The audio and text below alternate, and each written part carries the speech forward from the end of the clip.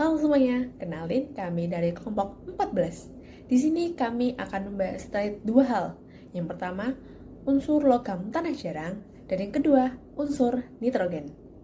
Sebelumnya, izinkan saya memperkenalkan anggota kelompok kami. Yang pertama, saya sendiri, Nadina Odelia Rashida dengan NRP 50042311149. Yang kedua, ada Dava Akbar Pramono dengan NRP 500422104. Yang ketiga, ada Silmi Holisoh dengan NRP 500422172. Yang terakhir ada Rangga Wiksahutomo dengan NRP 504222179. Kemudian selanjutnya ada daftar isi yang akan kami bahas. Yang pertama, mengapa disebut tanah jarang padahal tidak jarang. Kemudian yang kedua, bagaimana strategi Indonesia mengelola tailing tanah. Yang ketiga, mencari mineral dan sumber-sumbernya. Dan yang terakhir, membuat rasionalisasi konfigurasi elektron 3 dan 4.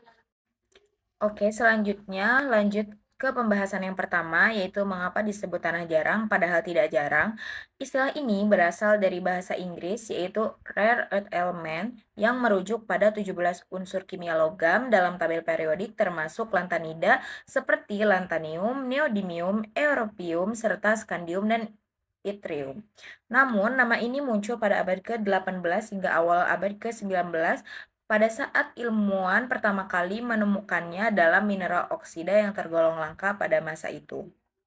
Pada saat itu, unsur-unsur ini ditemukan dalam mineral yang tidak umum seperti gadolinit, serit, dan xenotim, sehingga dianggap rare atau jarang. Selain itu, unsur-unsur ini tidak ditemukan dalam bentuk murni, melainkan selalu bercampur dengan mineral lain yang sulit dipisahkan menggunakan teknologi yang ada pada saat itu.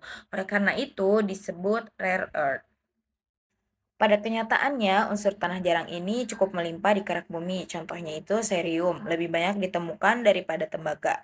Masalahnya bukan pada jumlah, melainkan pada penyebarannya. Unsur-unsur ini jarang membentuk endapan pekat dengan konsentrasi tinggi yang ekonomis untuk ditambang.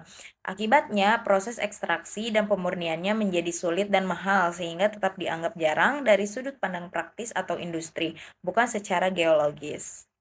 Jadi strategi Indonesia dalam mengelola tailing timah adalah dengan pertama, penetapan komoditas strategis hilirisasi.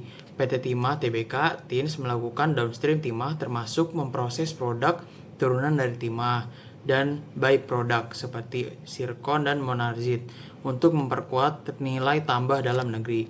Kedua, penguatan pengawasan transparansi dan legalitas. Perusahaan tambang khususnya PT Timah melakukan praktik pertambangannya yang sah, pengurusan IUP, izin usaha pertambangan yang teratur, memberdayakan masyarakat lokal dan melaksanakan reklamasi lahan pasca tambang. Ketiga, pengelolaan lingkungan dan eksplorasi berkelanjutan, di mana dalam konteks limbah termasuk tailing, meskipun banyak contoh di sektor lain, misalnya nikel, sehingga sebagai pembelajaran perusahaan dan regulatornya mulai menyadari pentingnya pengelolaan tailing. Jaran perusahaan dan regulator mulai menyadari pentingnya pengelolaan tailing agar tidak menjadi beban lingkungan. Contohnya Harita Nikel yang meluncurkan proyek daur ulang tailing sebagai model. Mencari mineral dan sumber-sumbernya. Unsur tanah jarang atau rare earth element merupakan kelompok logam penting yang banyak digunakan dalam industri teknologi modern, seperti magnet, baterai, dan elektromagnetik. Unsur-unsur ini tidak ditemukan dalam bentuk bebas, melainkan sebagai bagian dari mineral-mineral tertentu yang menjadi sumber utamanya. Contohnya terdapat loparit dengan jenis unsur campuran RiI dan Nb. Kemudian sumber geologis terdapat pada kompleks batuan beku alkali. Lokasi utama terdapat di Rusia. Kemudian ada gadolinit dengan jenis unsur RiI ringan dan sedang.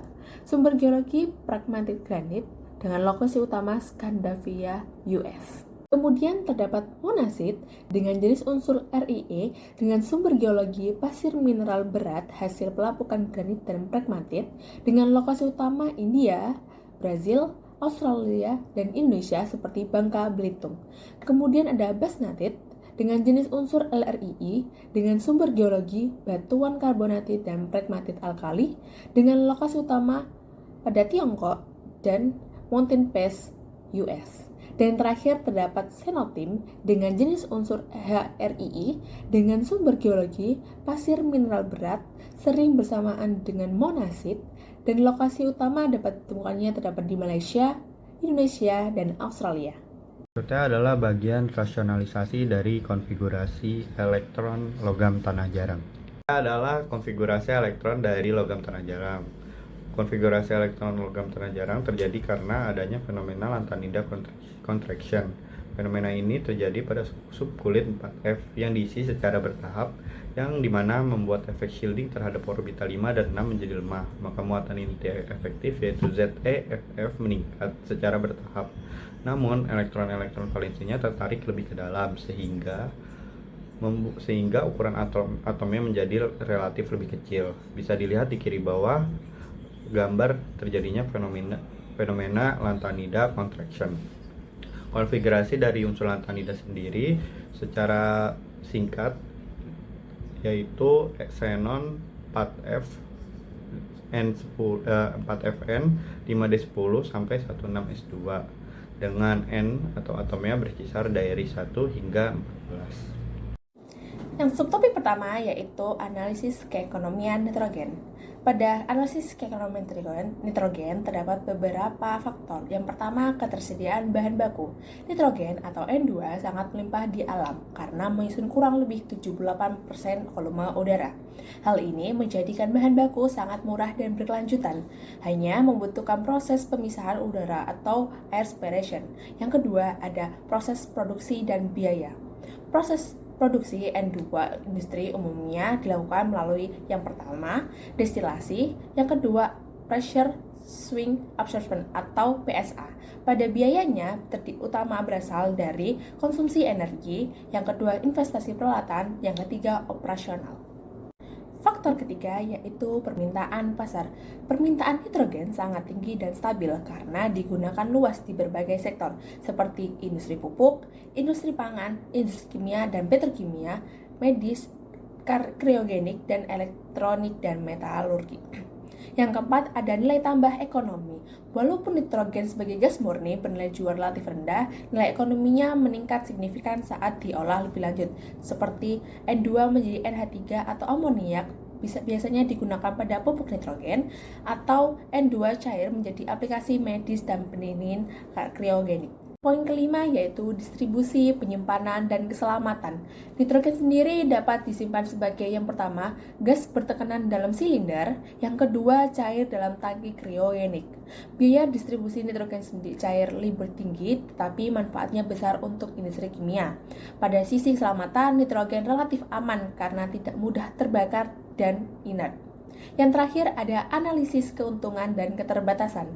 Pada nitrogen sendiri memiliki keuntungan ekonomi yaitu bahan baku melimpah dan murah, permintaan tinggi dan berkelanjutan, dan yang terakhir ada risiko lingkungan dan keselamatan rendah. Untuk keterbatasan nitrogen sendiri yaitu biaya energi tinggi pada pemurnian, margin kecil untuk produksi nitrogen murni, dan yang terakhir adalah ketergantungan pada harga listrik. Berikutnya adalah produsen gas murni. Gas murni sendiri seperti metana dan juga oksigen sering digunakan di dalam industri. Eksportir terbesarnya adalah Australia, disusul oleh Amerika Serikat, lalu Malaysia, lalu Rusia dan juga Nigeria. Terdapat berbagai banyak negara-negara Asia dan Afrika. Hal tersebut sejalan karena terdapat banyak tempat-tempat untuk melakukan ekstraksi gas-gas murni di alam di Asia dan juga Afrika. Berikutnya adalah produsen gas-gas nitrogen atau N2. Tiga teratas eksporternya adalah Belgia, Amerika Serikat, dan juga Jerman. Bahkan pada Belgia, nilai perdagangannya melebihi 5.042.179 dalam 1.000 US dollar. Negara-negara Asia tidak memiliki cakupan yang besar pada teknologinya untuk melakukan produksi, sehingga negara-negara mayoritas adalah negara-negara di Uni Eropa.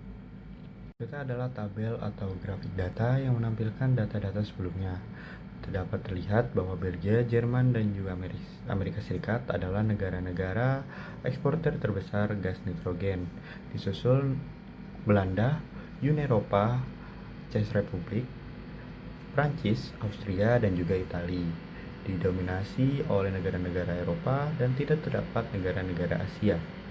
Lalu ekspor gas nitrogen Indonesia masih terbilang rendah, terutama pada partner-partner ekspor-impornya yang hanya berkutat di daerah-daerah Asia Tenggara, dan juga nilai perdagangannya masih sangat rendah, bahkan di bawah nilai 100 US dollar dalam nilai perdagangan 1000 US dollar atau sekitar 44.000 US dollar. Oke, selanjutnya ada penggunaan dari gas nitrogen, di mana gas nitrogen ini merupakan gas yang digunakan sangat luas karena sifatnya yang bersifat inert. Nah, biasanya gas nitrogen ini digunakan pada seperti industri pupuk sebagai bahan utama pembuatan amonia, kemudian untuk pengemasan makanan di mana gas nitrogen menggantikan oksigen agar makanan lebih awet, kemudian juga pada industri logam di mana atmosfer pelindung saat pemanasan dan pengelasan, kemudian juga elektronik dan semikonduktor di mana mencegah oksidasi komponen sensitif. Kemudian ada juga pada farmasi, melindungi obat dari degradasi oksigen, kemudian pendinginan kriogenik yaitu nitrogen cair untuk pembekuan cepat, kemudian pemadam kebakaran di mana gas N2 ini menggantikan oksigen untuk memadamkan api, kemudian juga sebagai penyimpanan bahan kimia untuk menjaga stabilitas dari reaksi. Kemudian pada industri minyak dan gas yang berfungsi untuk inerting dan purging pipa. Kemudian yang terakhir untuk laboratorium dan riset, di mana atmosfer reaksinya merupakan reaksi yang aman. Jadi kenapa sih nitrogen itu termasuk dalam 10 top bahan kimia di dunia? Jadi karena pertama, produksinya yang sangat besar secara global serta permintaannya yang sangat stabil dan sangat tinggi. Kemudian harganya yang relatif murah dan mudah didapatkan dalam skala besar. Serta stabilitasnya membuatnya nitrogen aman dalam transportasi dan penyimpanan. Kemudian dalam daftar Large Volume Industrial Gases atau LFIG, nitrogen berada bersama oksigen, hidrogen, argon, helium, CO2 sebagai gas industri yang diproduksi dan dikonsumsi dalam jumlah yang sangat besar. Dan kenapa nitrogen ini sangat penting dalam dunia industri? Jadi nitrogen ini sangat penting di dunia industri karena sangat sering digunakan. Pertama, dalam bidang inert dan blanketing atau paling penting, nitrogen memiliki sifat inert, artinya tidak mudah bereaksi karena itu digunakan untuk menggantikan oksigen agar tidak terjadi kebakaran atau ledakan. Kemudian untuk melindungi reaktor dari oksidasi dan menjaga stabilitas produk sensitif udara. Lalu pada bidang purging atau pembersih sistem, nitrogen ini digunakan untuk menyapu gas berbahaya di pipa atau tangki sebelum maintenance. Ini syaratnya dalam keselamatan industri. Pengaplikasiannya yang sangat luas karena sangat sering digunakan pada bidang makanan, farmasi, metal, energi, dan juga di elektronik. Lalu ada pada kriminalitas dan risikonya yang sangat rendah. Gas ini sangat relatif tidak toksik dan tidak membahayakan. Itu saja presentasi dari kelompok kami untuk membahas unsur nitrogen. Terima kasih telah mendengarkan hingga akhir.